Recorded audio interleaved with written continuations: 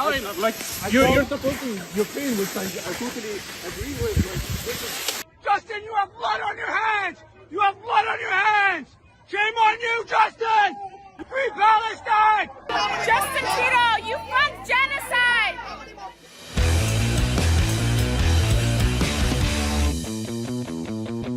Now this is just pure gold. Justin Trudeau went to the one place where he was guaranteed not to be confronted by angry Palestinian protesters. The one place where he was certain that he would be surrounded by his own people. The ski hill in the middle of the week. Even still, while out on his snowboard, Justin Trudeau managed to get accosted by angry Palestinian protesters. I mean,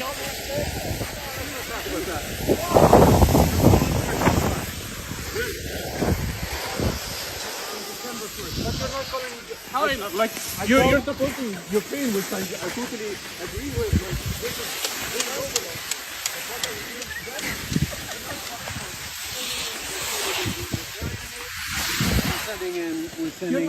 We're getting people out. You're not putting out. خلاص زياد Okay, thank you. I called for ceasefires of December, and I'll keep calling for ceasefires. Please do that. I will. Thank you. Please.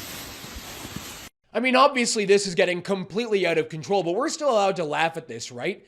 This guy can't go anywhere in this country without being heckled, even by his own people, the people who he brought into this country. Does anyone actually like this guy anymore? Before we get into it, drop a like on the video, help us out by subscribing to the True North YouTube channel, stick around for the ratio of the week, and the comment question for the episode is this: will Justin Trudeau resign before the next federal election? Let me know your answer in the comments below, and let's get into it. It's not the patriotic Canadian flag-waving fringe minority that Justin Trudeau has to run away from these days. No, it's the angry Palestinians who wave foreign flags and chant in a foreign language, who demand that he do more for a foreign cause which has nothing to do with Canada.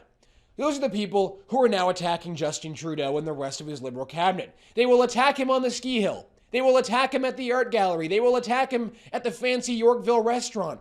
They will attack him at the synagogue. Anywhere he or his Liberal cabinet will go, this mob of foreign flag-waving protesters and hecklers will be there to greet him. How's that post-national state working out for you now? How does that saying go? You reap what you sow? Well, it kind of feels as though Canadians are reaping what the Liberal government has sowed for all of us. Because this problem won't just go away when Trudeau leaves office. This is going to be ours to deal with for a very long time. Now take a look at these comments under the video of Trudeau getting heckled by Palestinians on a snowboard.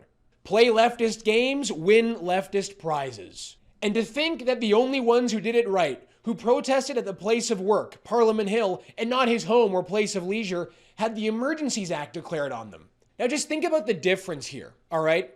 These Palestinian protesters can verbally abuse and slander people and block the entrance to an event with the Prime Minister and the leader of Italy, two G7 leaders.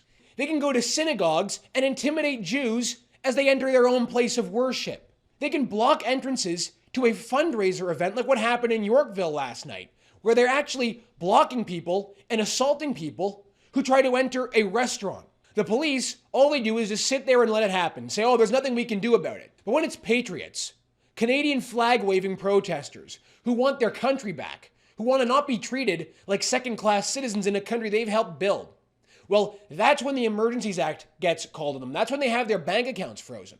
The double standard is atrocious, and yet it is the fringe minority who actually respect boundaries more so than these foreign Palestinian protesters who don't hold Canadian values, who don't accept Canadian values. That's just the reality. When you protest and intimidate people who are trying to enter a religious place of worship, you do not hold Canadian values.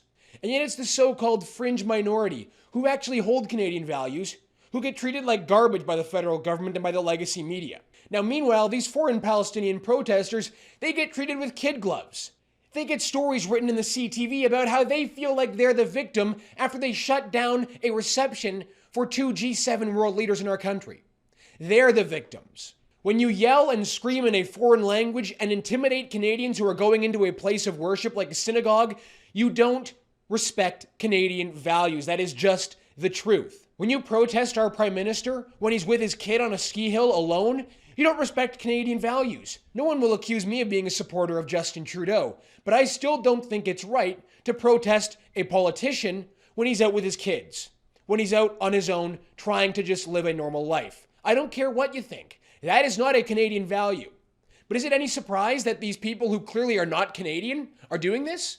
Justin Trudeau wants a post-national state. He told the New York Times in 2015 that Canada has no core identity. When you say that, and then when you trample proud Canadians who do hold the core Canadian identity, who do hold Canadian values, and you freeze their bank accounts for protesting, what do you expect is going to happen? When you import millions of people from the opposite side of the world with opposite values, you don't just magically assume they're all going to blend into this fictitious cultural mosaic that we've been told, right? And this is not just on Justin Trudeau, by the way. Canada has been doing this for a long time now, believing that somehow everybody from around the world can peacefully coexist, that values that are completely contradictory to one another can perfectly come together and live in harmony. Well, newsflash, they can't.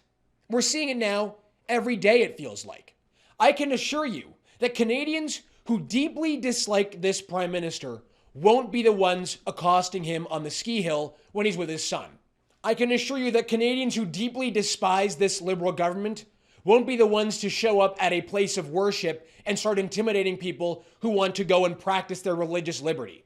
I can promise you that. That's because in Canada, we do have Canadian values, and Canadians respect Canadian values. And just because you live here and you have permanent residency or you happen to have Canadian citizenship, that doesn't mean you respect Canadian values. That doesn't mean you respect this country.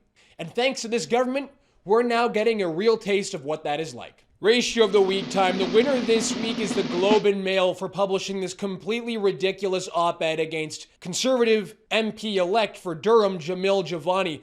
According to John Ibbotson, a columnist at the Globe and Mail, the classic liberal Laurentian literati figure, someone who I have a significant deficit of respect for, Jamil Javani will fit right in with the activist, populist conservatism of Poilievre. Of course, if Javani was a Liberal or an NDP candidate, the Globe and Mail wouldn't publish this article at all. It would be John Ibbotson himself writing the complete opposite article, propping Javani up as some young, highly educated, well-qualified, visible minority. 220 replies to only 34 likes, that's quite something. Such a biased, derogatory headline towards informed citizens who happen to know how corrupt and dangerous the Liberal Party is. Nothing more than that. What happened to real journalism ethics? The ink isn't even dry on the ballots yet, and the lowbrow mudslinging starts. The Globe and Mail hops right to it, keeping the conversations as superficial as possible. Canadians are anxious for a new government which will address the concerns of everyday folks, not just the elite class in Ottawa, Toronto, and Montreal. If that is populism, then bring it on. That's a great headline. What does populist mean exactly? It seems to be the left's new fancy mean word. Everyone who is anyone on the left is using it. All right, everyone, that's going to do it for us this week on the show. Thank you so much for tuning in. My name is Harrison Faulkner, and this is Ratio.